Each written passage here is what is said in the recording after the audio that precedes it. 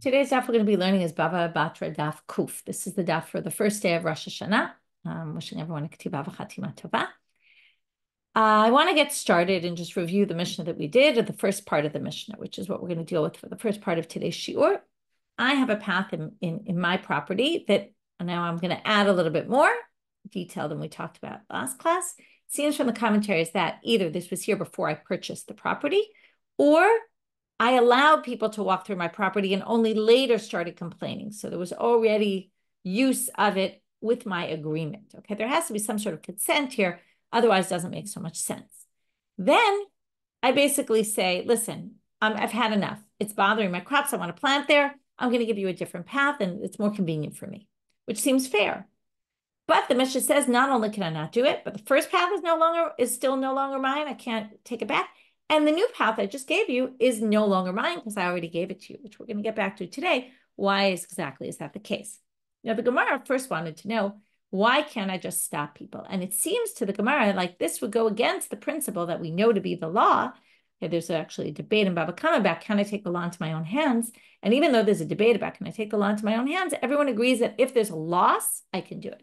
In this case, there's a loss of my property. So I should be able to do it. I should be able to say, the public is coming through my house. No way, no how. I'm stopping you. This reminds me, I was recently on a plane and we had the bulkhead seats, the ones where the bassinets go. And there was a lot of, there's a lot of extra leg room there. And people were using it as a way to get by. Now, it was upsetting me. Well, in the beginning, I kind of said, fine, let it go. Okay. But then I realized, my two people sitting next to me, my family members, have fallen asleep already. And people were walking by and they were going to wake them up. So I went to go see what was going on. There's usually a bathroom area where there's an aisle, people can walk through and get from one side to the other. Why were they cutting through my space? So I look and lo and behold, it's closed up. And I asked the flight attendant what's going on. And she said, well, it's a very full flight and people are sitting there or something. I didn't really understand. Maybe the flight attendants are sitting there. Anyway, it's not available.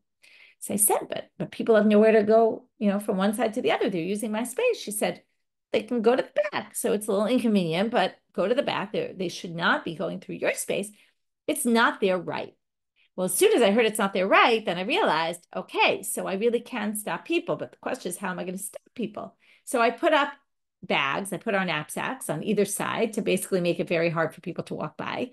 And the first few people that started to come anyway, I said, excuse me, but you're not allowed to walk here. Now, this was a different situation because I was told by the rules, they're not allowed to be here. There was no past history. I mean, except for the first few people that I let go in the beginning when everyone was awake. Anyway, it reminded me exactly of this idea that people think they have a right to go through something. Sometimes they do and sometimes they don't. So the Gemara basically had to explain that if I really was providing a perfectly good path, and theoretically I would be able to stop people and really block off the way.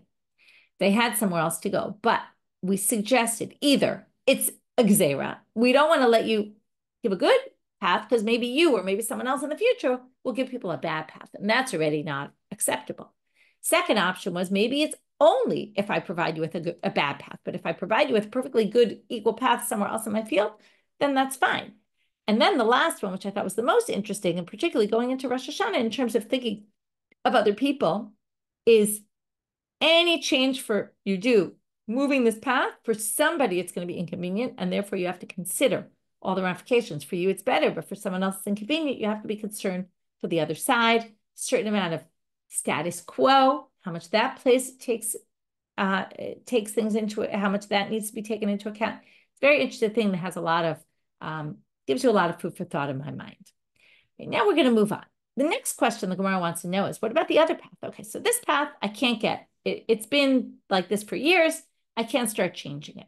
But the one I just gave you, why doesn't he say to these people, or she, or me, or if it's my path, fine, I tried to give you a different path. It didn't work. I couldn't replace them.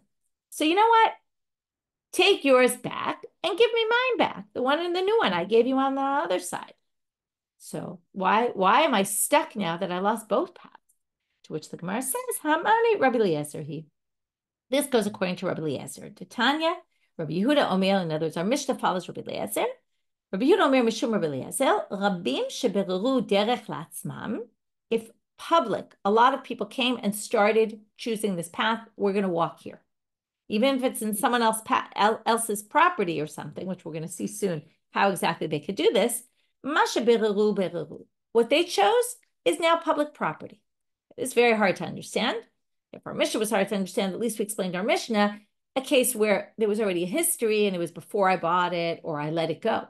Here, it just sounds like they come along and they take someone's property and they make a path. It's a done deal.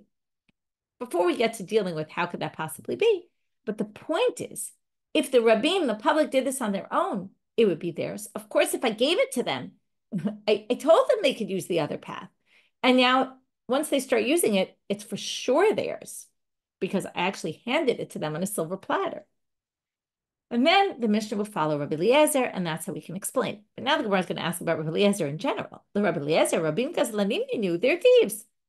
They decide to start walking through my path. That's theirs. Well, how could that possibly be?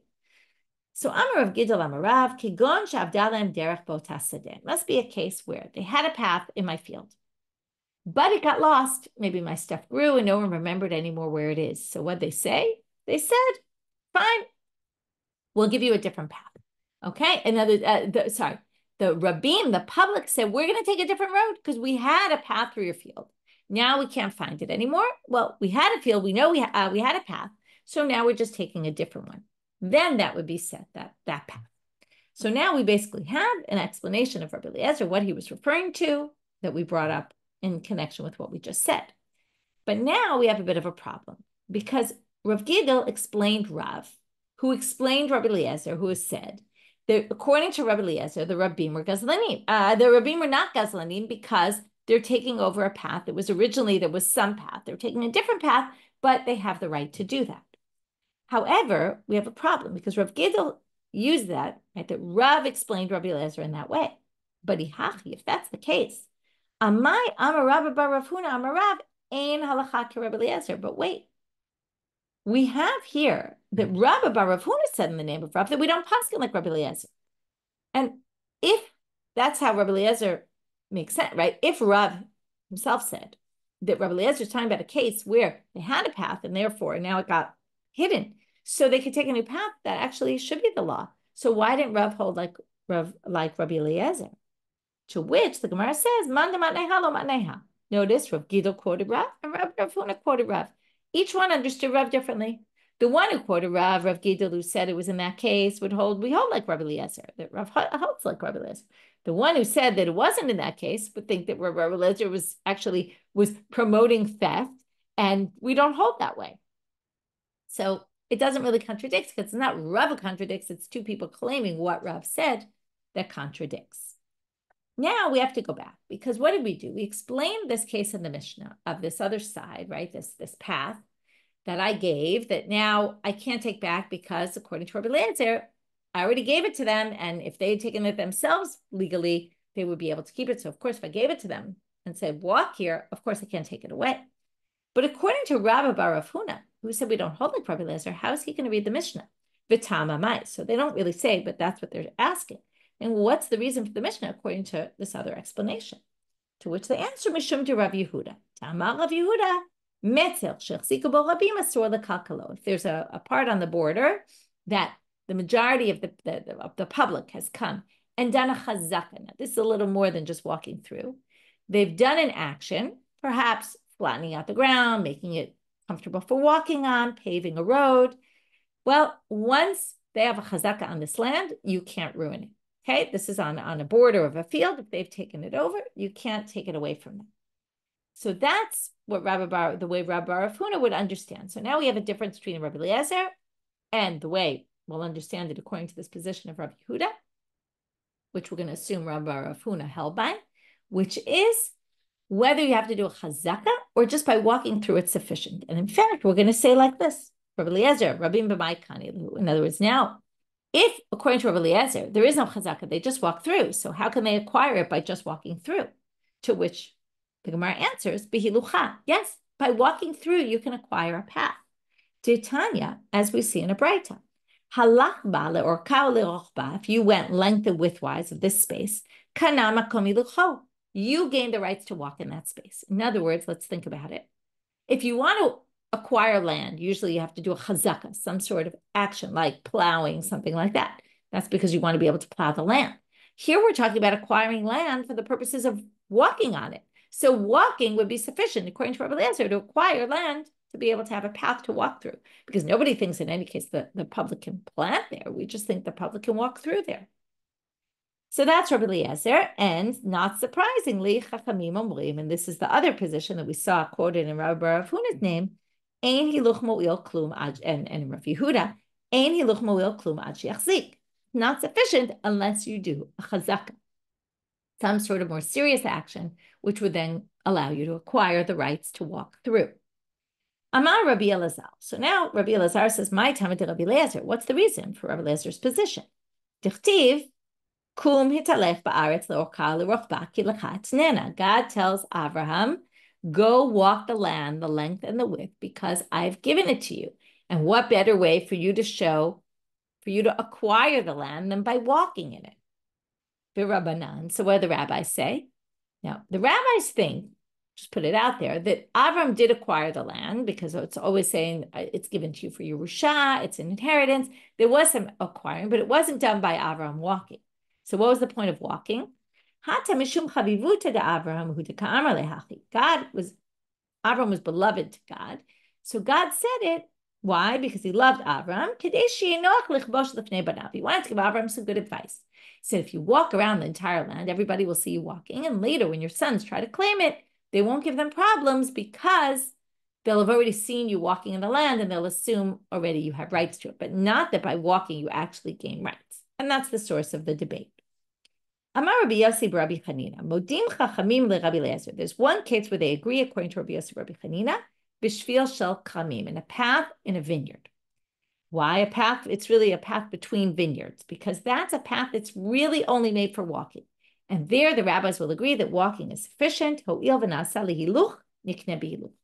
whole path is meant for walking, as opposed to you decide to take a path in my field and walk through it when it's in the middle of my field. It's not a walking path. But if it's a walking path like between vineyards, then walking is sufficient to acquire, even according to the rabbis. Now, since we're talking about vineyards, now we're going to go off a little about a vineyard, which is actually going to lead us into the next sugya. Ki after the Kamed of Yitzchak Bar Ami, when they came before of Yitzchak Bar Ami, Amarlu, he told the students, Havle ki hechi didari tuna de shavishta v'hadar. If you acquire a shvil of kramim, we're missing the important words here, but if you acquire, this isn't said, but that's obviously what they're referring to. If you acquire a path in a vineyard, in between vineyards, how wide does it need to be? So they say here, the amount that it would take to dari tuna, to have a load on your back of shavishta, full of grape, of like vines, okay, all these vines, v'hadar, and you can turn around and not get stuck on the fence around this path. And by the way, this is only this is only if there is a fence around the path. But if there is no fence around the path, it's just for you to walk. Because if there's no fence around you, then even if it's jutting out above you and you turn around and there's nothing to hit into, because in the air, there's nothing there. It's in the airspace. Only if there's a fence around the path, like on either side of the path, then you'll get stuck. So you need enough space to walk with your load on your back, carrying your vines. That's the amount of space if you acquired a path between vineyards, that's the amount. Either enough to turn around with that, or if you're not going to turn around, since it's just for walking, it's just the width of, an average person's body. And this really leads us to the whole next section, which is the Mishna that talked about what a path for an individual is, what a path for the public domain, and we're going to see some things about that. Derech hayachid arba amot. So if you acquire an individual path for one person or for individual persons, then it's 4 cubits wide. But Tana, there's a brayta that says achirim omrim. Other people say kadesh yavor chamor b'masao. It's for a donkey with its bundle on it, with what it's carrying. And we don't know what that is yet. Hold off. Amar Rav Huna halakha ka'achirim. And Rav Huna actually paskins like this other opinion. Vitane, I'm changing the words a little based on the notes on the side. There's some words in parentheses here. Vitane Dayane Gola, the Dayane Gola brought a braita that said Shnei Gamadim Umechze. 2 gamadim and a half, which is a gamad, a gomed or a gamad is a cubit.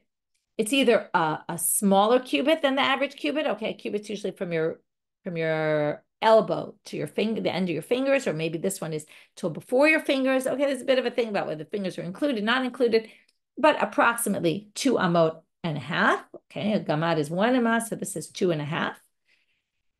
But now we have a problem because Rav Huna said halachalak achirim, which is the donkey with its burden. Amar Rav Huna halachaka dayane gola, but then Rav Huna says we hold like the dayane gola who said 2.5 cubits. V'hamar Rav Huna halachaka achirim, but didn't he pass them like the achirim? To which the answer, idividi chad shiurahu. Oh, it's the same. It's the same measurement, 2.5 and 2.5. It's just we say it in other words, and it's all one and the same. Derech harabim shesheslam. If you go with the public domain, a public domain is 16 cubits wide. Again, this might mean if I get a path in your field and I say I want it to be like a derech rabim, then I get 16 cubits. Or maybe if you had a public path within your field, then the amount they get to walk through is 16 cubits wide. Tanu Rabbanit, now we have a braita. Derech hayachid arba amot, that's like our Mishna. Individual is 4. Here they add another one. Derech me'ir le'ir. If it's a path that goes in between 2 cities, Shmona amot, it's 8 cubits wide. Derech harabim, 16 amot. If it's a public domain, it's 16. By the way, the 16 cubits you might remember from Masechet Shabbat is learned from the Mishkan, with the wagons in the Mishkan and all that covered a width of 16 cubits. From there, they get to the public domain is 16 cubits. Derech arei miklat, but the path to an ir miklat, to the refuge cities where people run when they kill someone accidentally and they're running away from the goel adam, from the relative who wants to kill them, the relative, the person they killed by accident. 32 amot, double reshut harabim. It needs to be 32 amot wide. Now, the obvious reason is we want to make it as easy as possible for you to get there as quickly as possible so you get protection, so the relatives don't kill you. But Rav Huna brings a pasuk. Amar Rav Huna Mikra, where do we get it from the pasuk? Dichtiv tachim lecha haderech. Prepare yourself the path to get to the refuge cities. Derech haderech. It says derech, and then it says the path, right? It could have just said, it's only one word, but it could have said derech. Instead, it says haderech. From there, we learn you get double. Okay, 2 times the size of the public domain. Derech hamelech en la shiur. Okay, a path of the king, there is no amount. The king can go through anywhere. Again, this means either I purchased a path and said I want it like path of the king, or we just mean if a king comes through, how much space can he trot on your field? And the answer is as much as he wants. Because the king can break down fences and do whatever the king wants to make a path, and no one can stop the king. Derech hakever ein la shiur. Again, we have the 2 different interpretations. Either when the funeral happens, we can pass through people's fields, or maybe when you're buying an access route and you say, I want it to be the size of a derech hakever, then you get the whole thing. Why is this? Mishum yakara deshachva. It's because of the kavod for the dead person. Okay, and this is stressing that the purpose of a funeral, there's always a deliberation, purpose of a funeral for the kavod hamet, which really the sources seem to lead to saying it's really kavod hamet, or is it for the relatives, right? This often comes up if the family wants to eulogize, but the deceased asked, please don't eulogize me. You have to find this balance between what the deceased want, but also what the family wants and what's important for the mourners. But really, the funeral is for the respect for the deceased. And therefore, we make sure there's enough space for as many people to come. Hama'amad. So we said the ma'amad is when they would leave the funeral, they would make these stops. Okay, some people, Rashi has this opinion, some places where Rashi says it's actually on the way to the funeral. This seems to indicate our sugya that it's more after the funeral. Some people on the way, when you might see at a funeral, on the way to the burial, they stop and they say Kaddish. That is perhaps also from here. The Dayanet Tzipori Amru, so the path you need for the Ma'amad is, or the space you need for this Ma'amad, where you basically stop, make these breaks, and perhaps they eulogize people at the Ma'amad. Amru Bat Arba'a Kabin. It's a space where you can plant 4 kav of seeds. Tanu Rabbanan. Now we're going to learn more about this Ma'amad. Hamochir kivro, derech kivro, makom ma'amado beit haspedo. This is a very interesting halacha. This actually doesn't have to do with the ma'amad, just mentions it.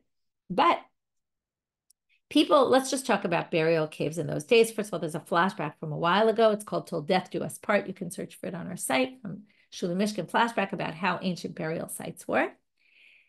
So an ancient burial site is a cave, and we're going to talk about this a lot more in the upcoming Mishna at the end of today's daf and in tomorrow's daf. It's a cave, and within the cave there was this open entrance area where nobody was buried, and then there were these kuchim, crypts that basically extended from the central area.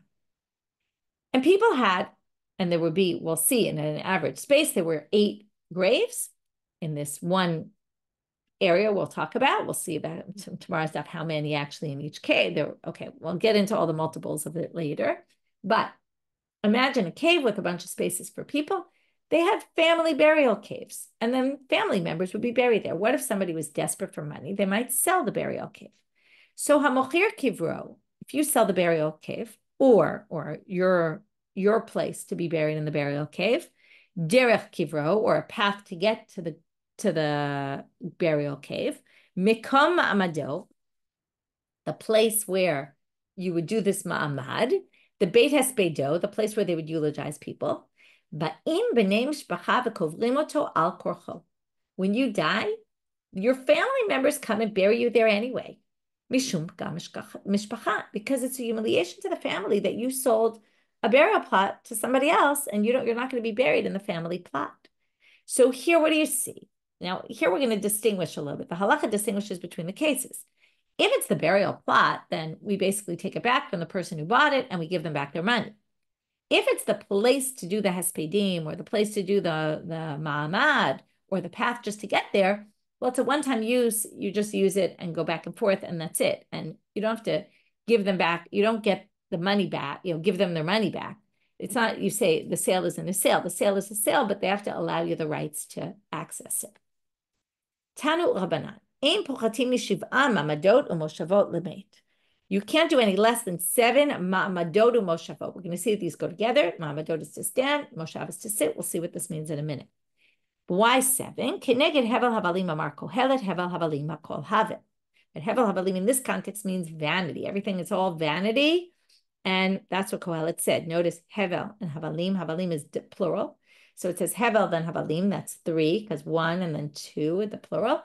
We have it again, Hevel, Havalim. That's another 3. That's 6. And then a Kol Havel, 1 Hevel at the end. That's 7. This is, again, a reference in a verse, not necessarily that they learned it from there. Amale Rav Acha Berei de Rava Rav Ashi. Hechi Avde. What would they do with these ma'amadot? So he answered him, Rav Ashi answered like it says in a Braita. Amar Rabbi Yehuda. Yehuda barishona, okay, don't get confused. Rabbi Yehuda said that in Judea, in the beginning, they wouldn't do any less than 7, just like we just saw. Kigon amdu yikarim amodu. Someone would announce, everybody stand up, meaning move, walk. Shavu yikarim shevu, and then would stop the people and say, sit down. And they would do this 7 times. Start walking, stop. Stop. Amrulo, im ken, af b'shabbat, mutar lasoken. The rabbi said to Rabbi Yehuda, I understand, if that's what the ma'amad and the moshav is, well then why can't you do that on Shabbat? Now, this obviously assumes that, or presumes that everybody understood that you can't do it on Shabbat. So he was trying to figure out, well, but why not? It would be obvious that you should be able to do this on Shabbat. So now we're going to leave that aside. Kind of the Braita ends with this question. We'll come back to it soon. The intro to understanding and getting to some sort of answer here is Akte de Rami Bar Papa, having a Siva Leila Rav Avia. We have a story of the sister of Rami Bar Papa is married to Rav Avia. Shchiva, she dies. Avala Ma'amadu Moshav. So Rav Avia did for a Ma'amadu Moshav. Sounds like exactly what he was supposed to do. However, Amar Rav Yosef to Abitarte. Yosef said he made a mistake on 2 things.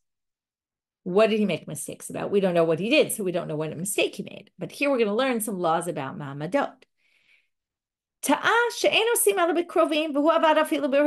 You're really only supposed to do it with relatives, and he did it with people who weren't relatives. This doesn't mean Yom Rishon Sunday. It means you're only supposed to do it the first day that the person dies and there's the funeral.